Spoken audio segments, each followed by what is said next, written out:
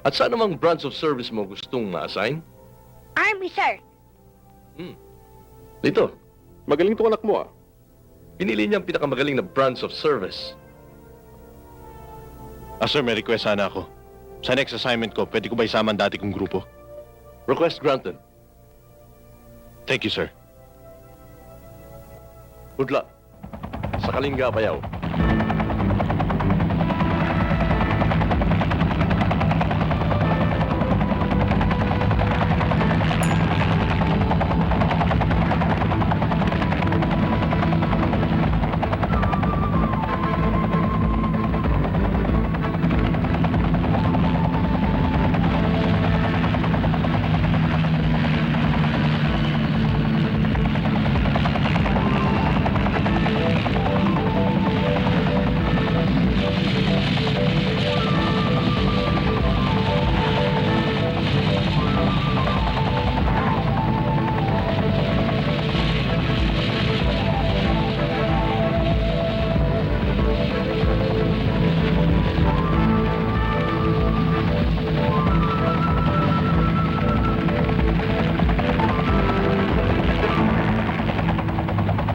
If you have heard about Mindanao, you should know of Kalinga Apayao. But let me brief you about some details. Marami sa mga kadre ng NPA dito ay mga Kalinga at katutubong pamilya. Pero hindi lahat ay komunista ang ideolohiya. Ang kanilang ipinaglalaban ay ang kanilang katutubong pamumuhay. Anong ibig niyo sabihin, sir? Tulad ng issue ng Chico River Dam.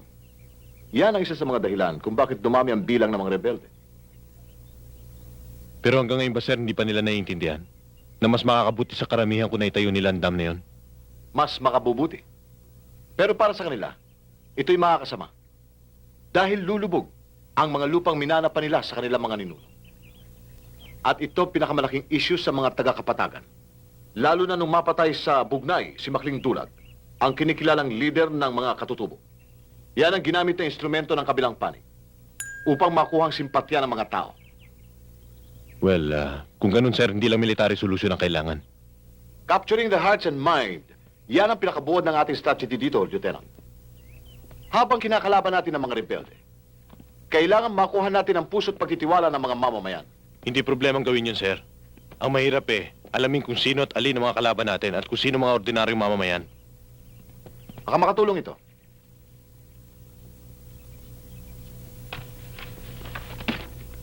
Ito ang file photos ng mga commander na namumuno sa rehyong ito.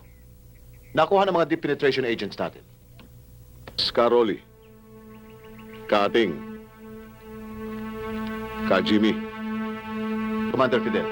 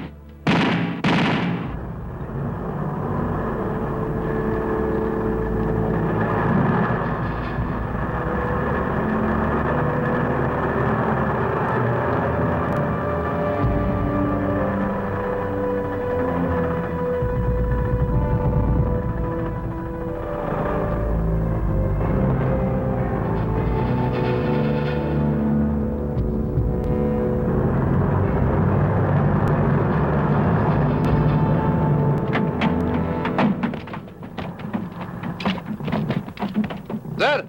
Oh, Sir! kumusta? Sir! Sige, pasok na kayo. Sir! Tiber! Akala namin, sir. Oh, Nakakalimutan mo na kami. nangako naman ako sa inyo, di ba? Sir, kamusta naman ang mga bisita natin dito? Natutulog. Banyo. Sir,